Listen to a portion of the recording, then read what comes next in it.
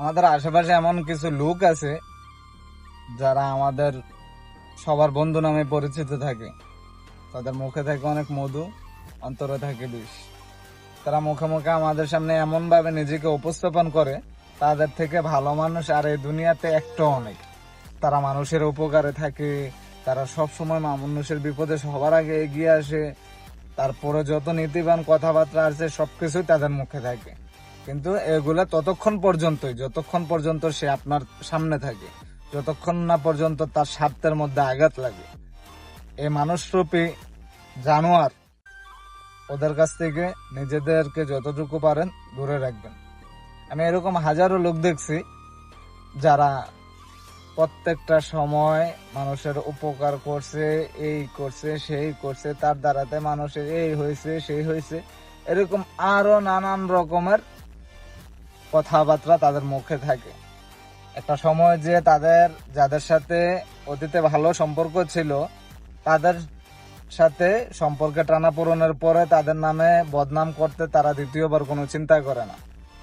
সেই বদনামগুলো আপনার সামনেই আইসা বলে। তো এরকম লোকদের কাছ থেকে নিজেদেরকে বিরত রাখুন, কারণ যে ব্যক্তি এক সময় তার সাথে ভালো সম্পর্ক থাকা একটা মানুষের নামে বদনাম গাইতে পারে, আপনার সাথে তার সম্পর্কে টানাপোড়েন হইলে সে আপনার নামেও বদনাম করবে। আপনার নামেও মানুষের কাছে হাইটা হাইটা বলে বেড়াবে যে আমি তার জন্য ওই জিনিসটা করছিলাম, আমার মাধ্যমে সে ওই উপকারটা পাইছিল। এরকম হাজারো রকমের অনেক কথাবার্তা, কিন্তু তারা তো আর বিনা স্বার্থে এগুলা করে নাই।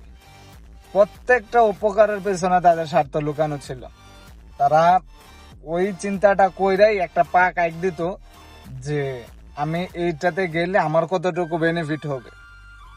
তো এর সকল বেনিফিট সুবিধা নেওয়ার পরেও তারা আবার ওই উপকার করে এসে মানুষের সামনে অনেক বড় বড় লেকচার মারে।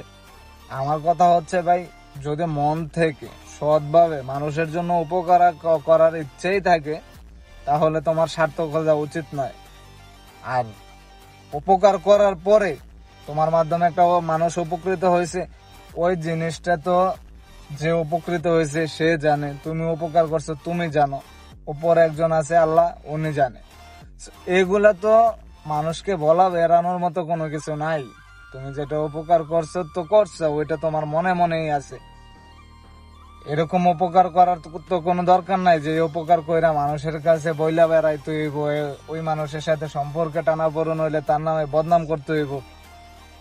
এ সকল উপকার করা থেকে বিরত থাকো, এবং যারা এ সকল উপকার করে পেছনে বদনাম করে এ সকল লোকদের কাছ থেকে নিজেরাও দূরে থাকো।